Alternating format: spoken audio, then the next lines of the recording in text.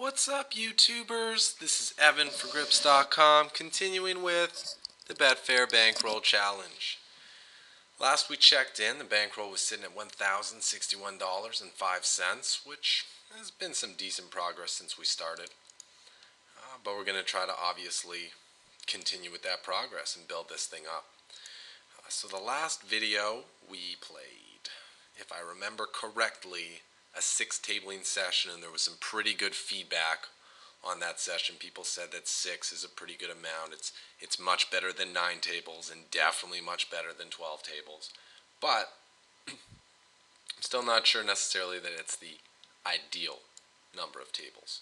So for this session, I'm just going to be playing 4 tables as opposed to 6, and then you guys can compare which you like better, whether you like the feel of a 4-tabling session or a 6-tabling session, so we can continue to work with that and go with whatever you guys feel is the ideal number of tables. So I did my due diligence. I've exercised some proper game selection. I managed to get on what I believe are the softest tables at the hour.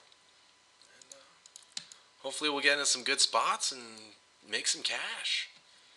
That's always what we're trying to do in a session, right? I'm just going to make a couple of changes to my heads-up display. And heads-up displays are something that I want to talk about during this session. But what I'm going to do is remove the name. And it's a little crazy of me, because if a new player comes in and the old stats are still there, I'm not going to know if I have the stats that are relevant for the player I'm playing against, or if they were the stats of the person who was there before. But I think we're going to be okay. At least right now I know I have the correct stats, but I want my HUD to be very compact. And for this session, I've made some changes to the HUD. Before, I'm sure you guys remember, my HUD had like tons of stats on it. We're talking like 16 different stats or something. And it can be overwhelming, and I think sometimes I leveled myself with my heads-up display. So I decided I'd go with something a little bit simpler with fewer stats and see how that affected my play. I think it's going to allow me to focus more on the game flow and thinking about each decision street by street, rather than just relying on my heads-up display to give me the information that I need. So I checked back the flop on table 3 to get a little more information about my opponent's hand, and when he checks again on the turn, I think mid-pair with a pretty solid kicker is going to be good a decent chunk of the time. I don't think it's going to be good enough for 2 bets, though. I don't think he's going to call again with a worse jack or with a 9, so I'm just going to take the showdown, check it back. Also betting the turn charges some of his draws if he has them, and if he has an ace, well, he'll get 1 bet, but he didn't. And we got the pot. We got ace-queen going on a couple of tables, so we're just going to raise those up and see what happens.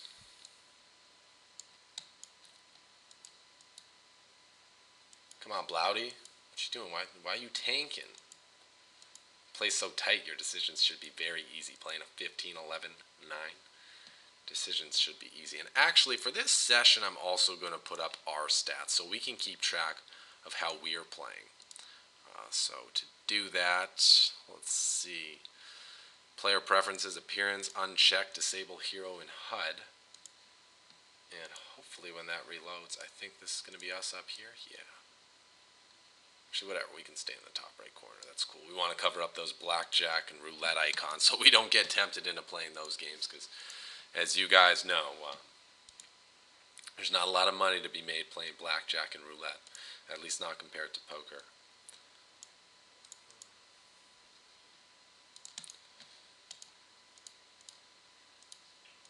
Threes on table 4, option to call. I think Eno's fairly unlikely to re-raise. But it is always a possibility that he might come over the top after limping. Some players like to do that. And if you're just in the habit of always calling with pairs when there's still action to go behind you, you could find yourself spewing off a little money. So yeah, let's talk about heads-up displays because they're a very integral thing to online poker. It's a big advantage to be able to have a heads-up display. It's something that you can't get in the live scene, and it provides a lot of information. Ace 9 blind versus blind here. I'm just going to go ahead and pop this up. It's a hand that I don't really want to flat call with, but it's too good to fold, so that leaves the only other option of 3-betting. And with my old HUD, I would know exactly how many hands this guy is raising from the small blind based on the steal stat. But I would rather focus on the dynamic and be like, okay, this is our first blind versus blind pot. He raised it, so I'm going to set the dynamic, set the tone.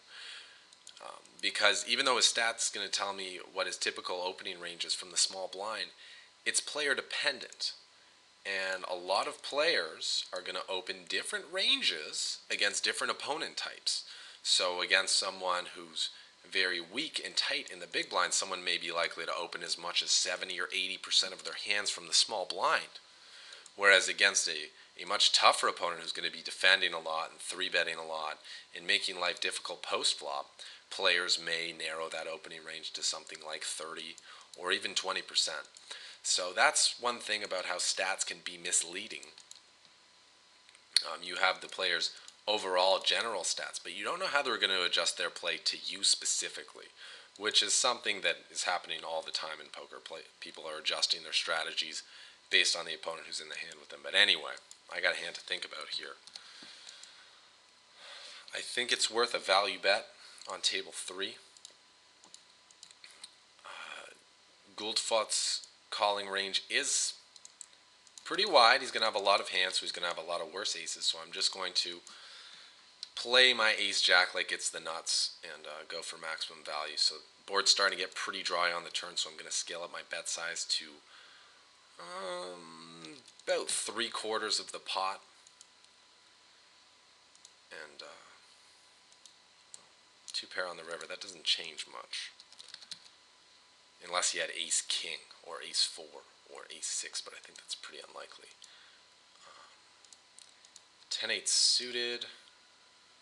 I think I'm going to squeeze. Queen-jack, I'm just going to check, and the queen-10 with 2 overcards facing a min-bet. I do want to call, but okay. I did catch a piece of this board, but I don't think he's going to fold any better hands than mine if I bet, so checking and evaluating seems like the play I have to make. And hopefully we can actually just check this one down to the river, because I don't really see myself getting a lot of value from bottom pair. Now, do I think he would bluff if he has some weak hand? Well, his aggression is extremely low over a sample of, what do we got, 48 hands? Still, he called a raise and a re-raise, and it was bottom pair and no flush draws, no gut shots, no other outs. I'm fine with just folding there.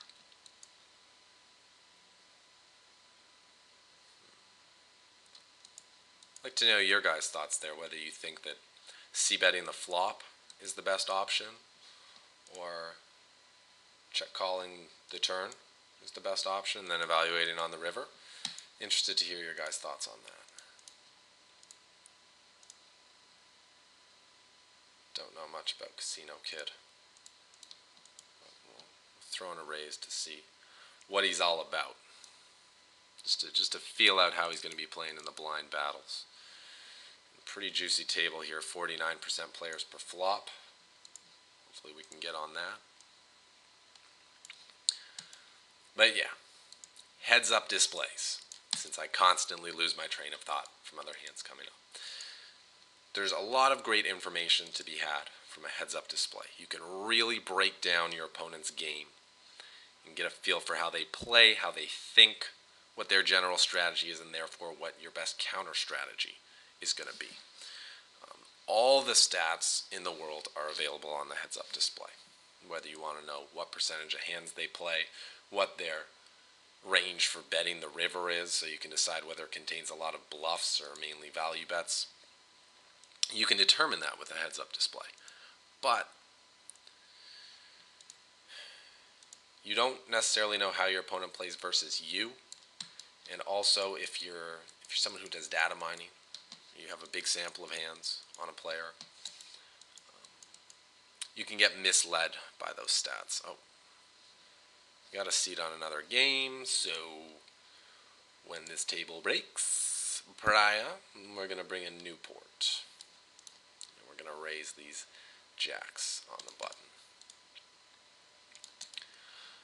So the first problem is if you're too dependent on your stats, you're going to overlook a lot of important information. That's to do with like game flow. And we got 3-bet where we got jacks, so we're going to have to call and then just evaluate based on how the board runs out. So far, this guy's 3-bet is not very high, but I still assume he's going to be 3-betting, a decent amount of, decently wide range facing our button open from the big blind. But this flop's pretty bad, connects with most of the Broadway hands that he's going to be 3-betting. King, Queen, Ace, King. We are ahead of Ace, Queen. And we could wrap a king. I find myself usually getting into trouble if I call here, so I will stay out of trouble and just fold there. But yeah, if you're too dependent on your HUD stats, you're going to overlook game flow, which is a more important thing. Just because someone has a really high 3-bet stat doesn't necessarily mean that they're going to be 3-betting you all the time. Depending on what type of player you are, they might have a different 3-bet strategy against you than they have against the general population at the limits you're playing.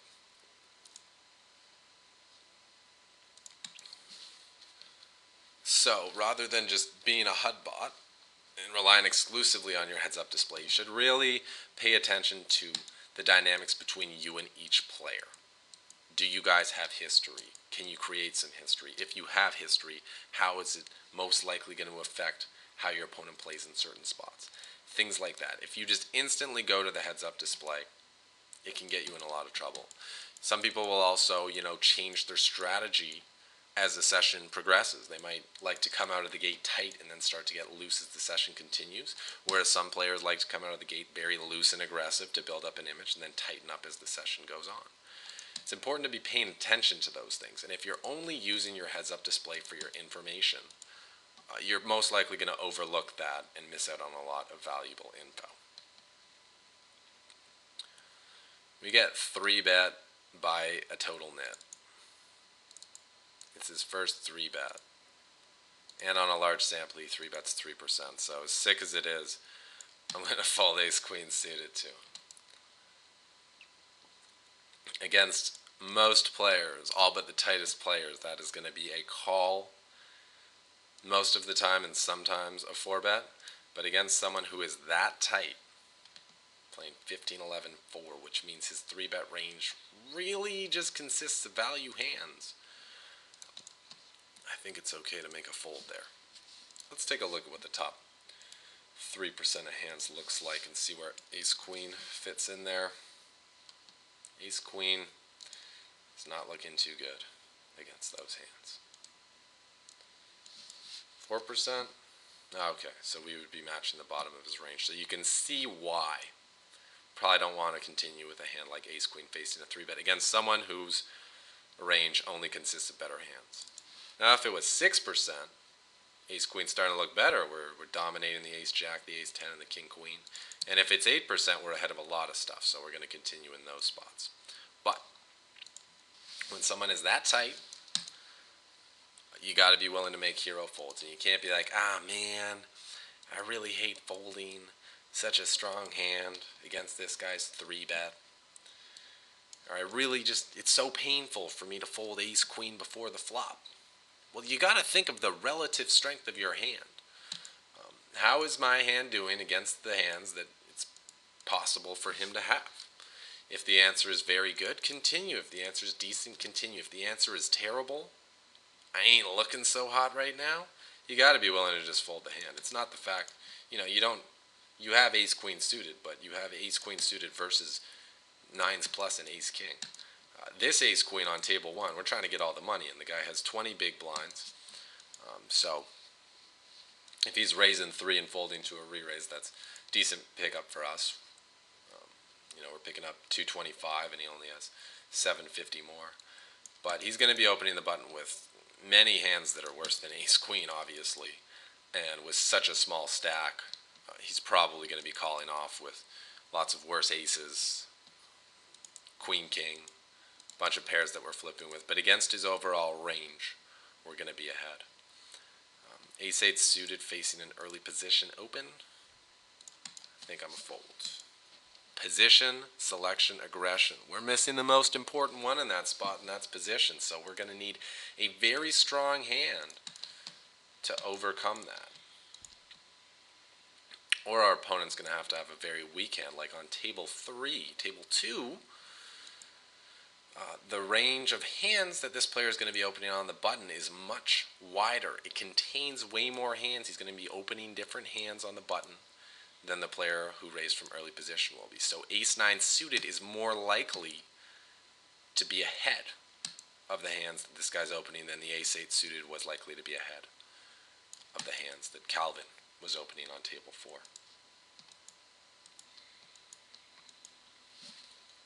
Now we flop the nut flush draw. Two options, check raise and check call. Check fold would obviously be bad. I think if we had a king, we would most likely just check call here. So we're going to check call to represent that king. And if he can't beat a king, there's a decent chance he's going to check back the turn, and then we can bet the river and maybe get him off a hand like ace high or fives or something like that. So what would we bet if we had a king? Probably about 4. 4 sound fine? Okay, we're going to bet 4. And well, I don't expect him to fold a king. Wow. What are you representing? Pocket 4s. Very, wow. Okay, well, I didn't make the bet because I expect it to work every time. But I think against a lot of the hands that he can possibly have, he's going to be folding.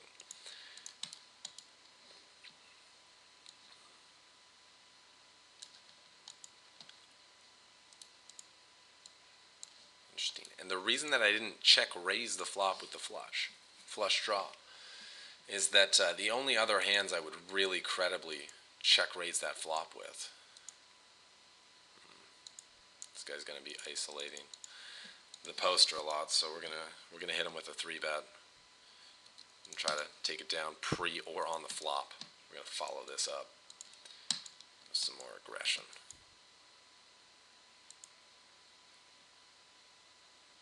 What's up, Tractor? Yeah, give us that $4 back you just stole from us.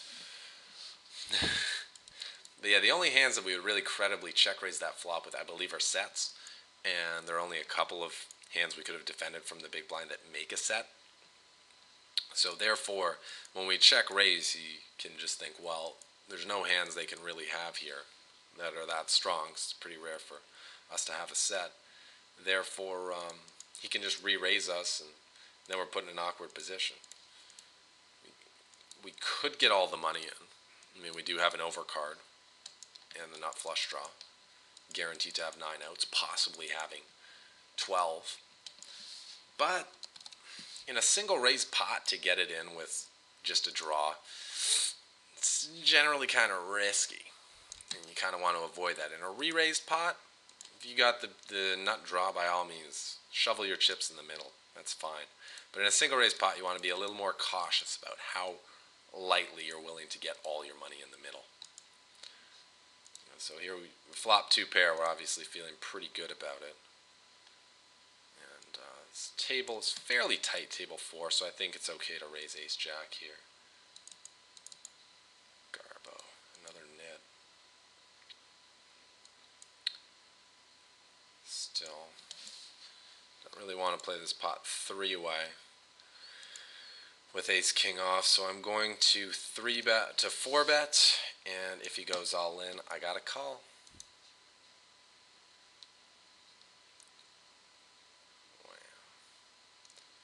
Alright. Good flop for us. We're going to have to fold ace-king to the 3-bet. Not much we can do. I do not know what's going on here. We got the same hand, or you flop a flush draw? It's ace-queen. No, it's just ace-king. I don't think this player is very likely to even 3-bet ace-queen, so we're usually chopping there. I'm curious why he would play his hand like that, though, because when I 4-bet there, an ace-high board is going to be a great board for me to fire a continuation bet on. Whether I have it or not, and whether it's a big bet or not, I'm still going to be c-betting there most of the time. Therefore, when he has a hand that is strong enough to go all in, there's no reason to take the bluffs out of my range. Okay, Casino Kid is isolating the limper. We have a hand that flops pretty well, so I'm going to 3-bet Casino Kid's open on table 2, the 8-9 suited. And as long as he doesn't 4-bet, I'm alright with this. Also, he's new to the table, so he's not going to know that I 3-bet the last isolation of a limp. So there's no dynamic there that he knows that I like to re-raise people who are raising up limpers or posters. And it's not going to increase the likelihood that I get played back at. But yeah, Garbo should definitely at least get a c-bet out of me before he goes all in. Like when he just front shoves there, it's like I'm going to fold all the hands he has beat. Calvin, very high 3-bet percentage. Very, very high.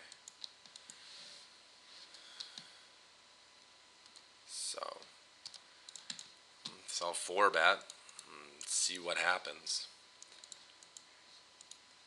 Yep, he folds. And when someone's stats are really out of line in one department, they're doing something way too much. There are obviously going to be counter strategies that you can implement to take advantage of those facts.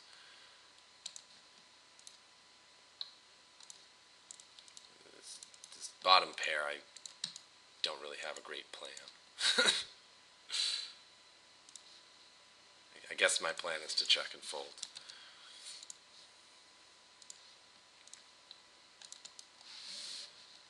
And with the nut flush draw on table 3, we're going to fire a c-bet, take it down.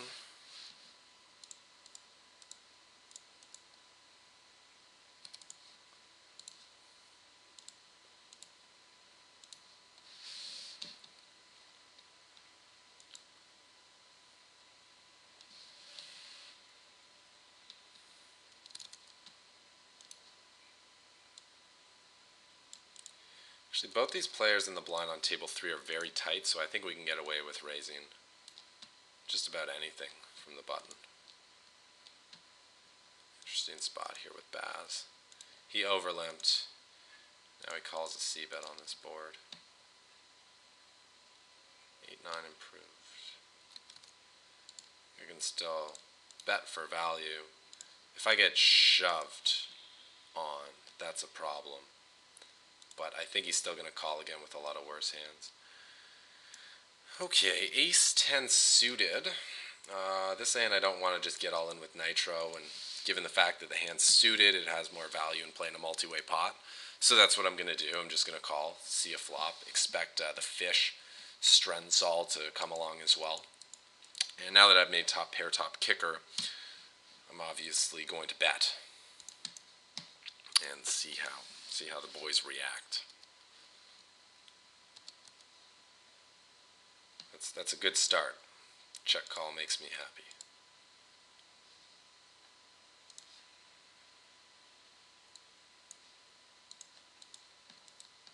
And we'll just bet again. Still for value. And big shit popping over here.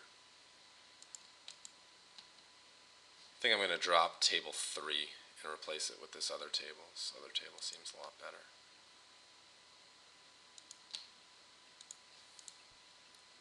Garbo actually calls fairly wide, so I'm going to fire a c-bet on table 3. It's a very dry board. Oh, where'd my flush go? Flush. Bet 8. Yeah, nice check right